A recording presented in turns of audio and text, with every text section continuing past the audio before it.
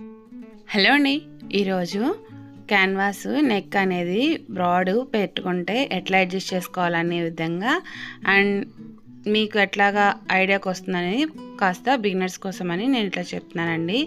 And ఇప్పుడు చూస్తున్నారా, నెక్కి ఇట్లా స్టిచ్ వేసాను. మనం కట్ చేసుకునేటప్పుడు ఆల్మోస్ట్ ముందుగా క్యాన్వాస్ అనేది క్లాత్ మీద ఇట్లాగా అటాచ్ చేసుకోవాలండి.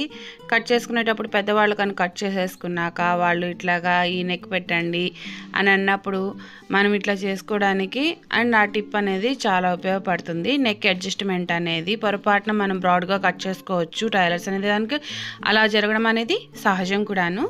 సో ఇట్లా జరిగినప్పుడు అండ్ ఇంకోటి ఏంటంటే ఈ మోడల్ నెక్ కూడా కొద్దిగా క్యాన్వాస్ అది స్టిచ్ చేసుకోవాలి అంటే కొద్దిగా డౌట్ ఉంటుంది కదా. సో అందుకోసమని అటాచ్ చేసుకోవడం వరకు చూపిస్తున్నాను ఈ వీడియోలో. ఎలా అంటే అండ్ చూస్తున్నారా, ఇట్లాగా టర్నింగ్ దగ్గర కూడా కాస్త టక్స్ వేసుకుంటే అక్కడ క్లాత్ అనేది ఫోల్డ్ అవుతుందండి. అట్లా స్టిచ్ వేసుకోవడానికి ఈజీ అవుతుంది. లేదనుకోండి ఆ క్యాన్వాస్ అక్కడికి ముడత పడిపోతుందండి. ముడత పడిపోకుండా మనకి నీట్గా రావాలి నెక్ ప్యాటర్న్ అంటే సో మనం ఇట్లా ఖచ్చితంగా చేసుకోవాలి. ఇలా చేసుకుంటే నీట్గా అనేది వచ్చేసేస్తుంది. చూస్తున్నారా ఎంత నీట్గా వచ్చేసిందో. తర్వాత ఎక్స్ట్రాస్ ఏమైనా ఉన్నా కట్ చేసుకోవాలి. మీకు ముందే చూపించాను కదండి టిప్ ఏంటనేది. ముందుగా నెక్ కానీ బ్రాడ్గా ఉంటే ఒక స్టిచ్ అనేది స్టెప్ వేసుకున్నట్టుగా వేసుకుని స్టిచ్ వేసుకుంటే సరిపోతుంది.